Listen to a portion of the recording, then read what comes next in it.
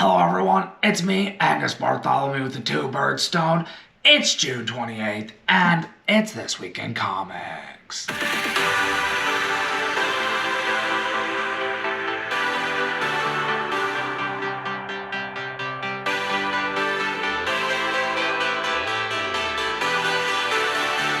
It's me, Angus Bartholomew with the Two Bird Stone. It's June 28th. It's This Week in Comics. Now, this week, we've got no number ones, which means we're only reviewing the series that I enjoy. We've got a bunch of miniseries and a bunch of ongoing series this week, so let's check it. Alrighty, first up we have City Boy number 2 by Greg Pak, Sonny Gao, Wes Abbott, and Minku Jung. This issue picks up right where the previous issue left off. Our boy Bruno Mannheim is working with Darkseid, and he wants to capture our buddy Cam. Now the Doc shows up, does capture Cam, shows him Darkseid's plan, and then our boy Cameron taps into Metropolis and like a crazy kaiju, transforms it into a dragon. He claims this is my city when boom! Superman shows up and says, I thought this was our city. Overall, I'd give issue number 2 a 7.5 out of 10. You should definitely check out this series. Green Arrow number 3 by Joshua Williamson, Sean Isaacs, Romelu Fajardo Jr., and Troy Peteri. Now, Ollie and Leanne are stuck in the future, but they happen to run into Ollie's son, Connor Hawke.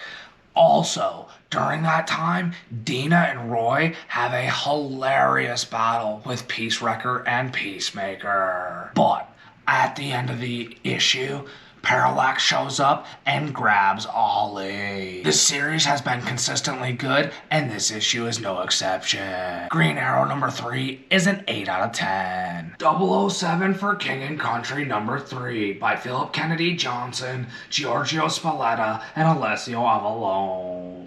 Our boy Bond and Gwendolyn Gann are on the run with 006 in hot pursuit. 006 pins down Bond and gets a hold of him and lets him know Gann's not telling the whole truth. However, Gann, Linus, and Bond all escape. Bond decides to make a rash decision to go to the United States to get the one American he can trust, our boy Felix Leiter. However, once he meets up with Felix, he's immediately apprehended by 005, which begs the question, who is Gwendolyn Gann? Now, Philip Kennedy Johnson's one of my favorite writers, and I love him on Bond so far. This is another spectacular issue, an 8 out of 10. Teenage Mutant Ninja Turtles, The Last Ronin, The Lost Years, number 4 by Kevin Eastman and Tom Waltz. In this issue, our boy Michelangelo is captured by Boss Finn and thrown into a traveling fighting tournament. The tournament ultimately comes down to Mikey and his best friend Shaka, a human. Shaka, mid-fight, ends up making a decision that you have to see to believe.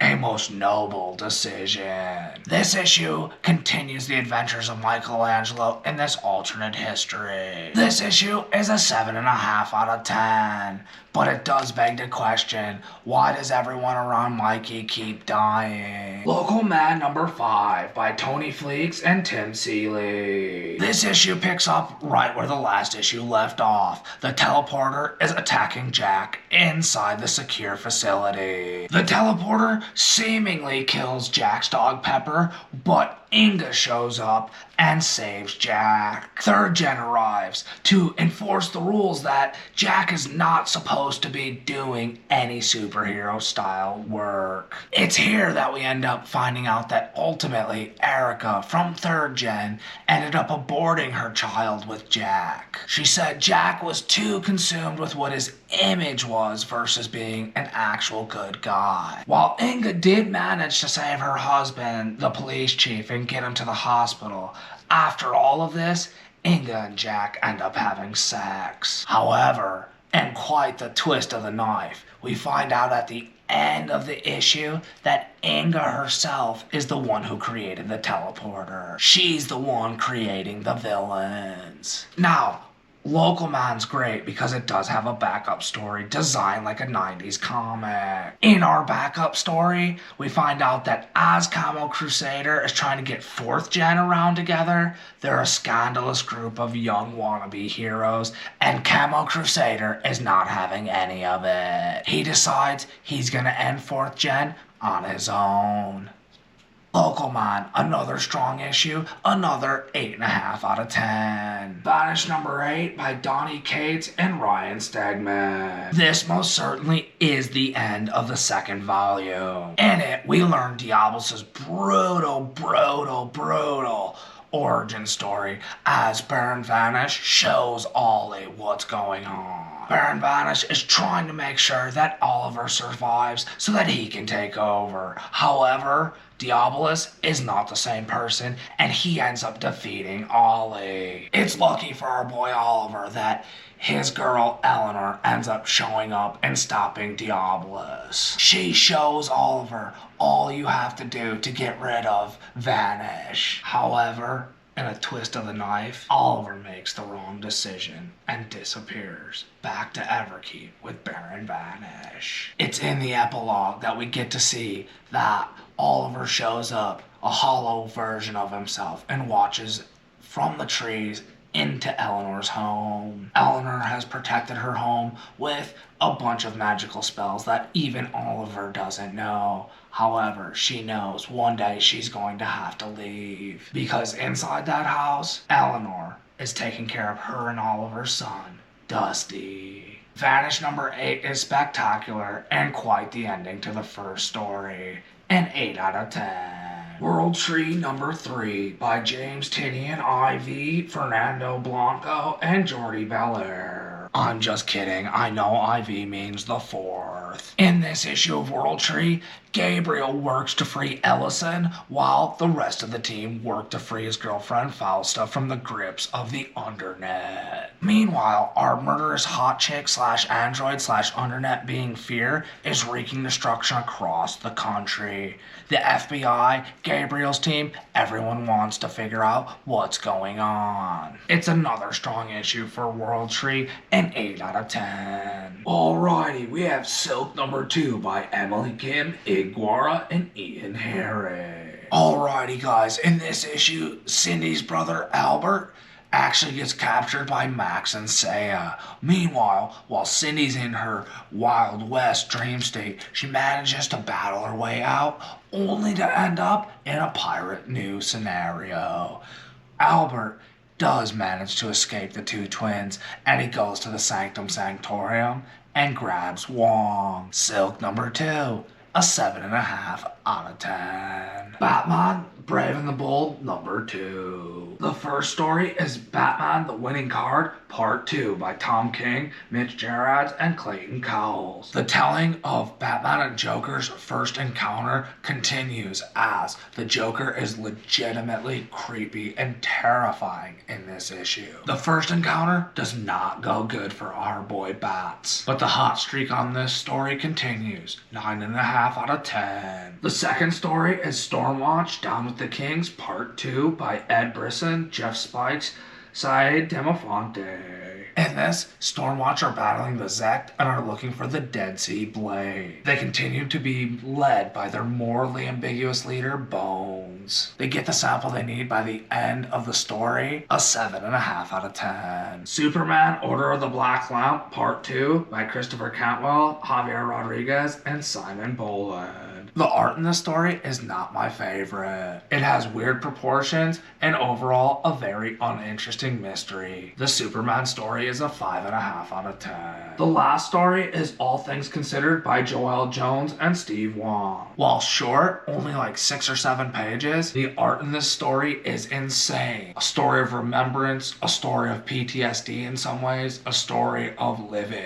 8.5 out of 10. We have another issue of Doc Afra this week, number 33. We'll probably review this once we finish the entire series. We have the Riddler Year 1, number 5. I'm actually missing number 3, so I will review this at the end of the mini-series. series. We have Deadpool number 8, but I'm missing number 5, so unfortunately we won't review until issue 12. Last but not least is Ghostlight number 5. I say last but not least because Silver Surfer Ghostlight by John Jennings, Valentin DeLandro, and Matt Mila is over. In this miniseries, Tony and her brother Josh moved to her Uncle Al Harper's farm. While there, they set off one of his machines and the Silver Surfer arrives. Josh and Tony's Uncle Al awakens and does battle with the Surfer. We learn that Al once sacrificed himself to the Stranger in order to save Earth. And because of this, the Stranger and AIM are coming for the Surfer and Al. Honestly, in this,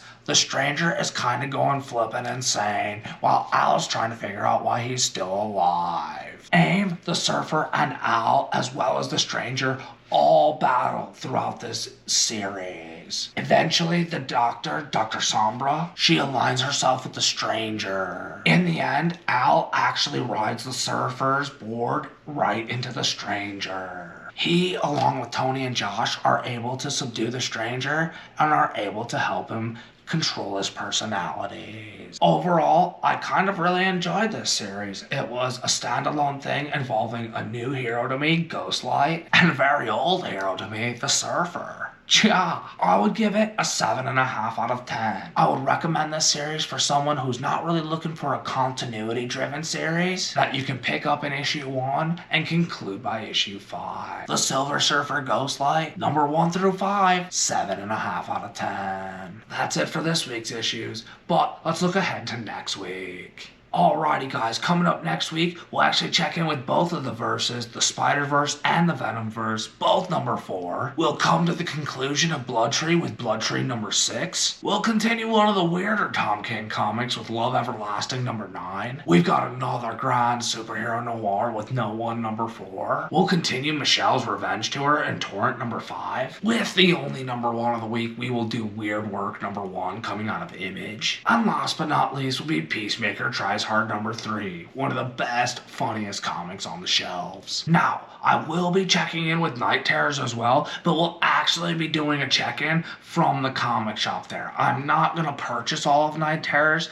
but my boys over at Mega City 2 are going to allow me to review them. Next week, we have Night Terrors, First Blood, Night Terrors, Batman, Night Terrors, Poison Ivy, Night Terrors, The Joker, Night Terrors, Ravager, and Night Terrors, Black Adam. I'll release those reviews as a smaller separate video. Maybe we'll include it in the big one. Who knows? Alrighty guys, that's it for me, Angus Bartholomew, your unofficial official guide to all things across the multiverses, across all the different comic companies. I might be a bumbling guide who doesn't know as much as others, but you know I'm always having a great time as I do.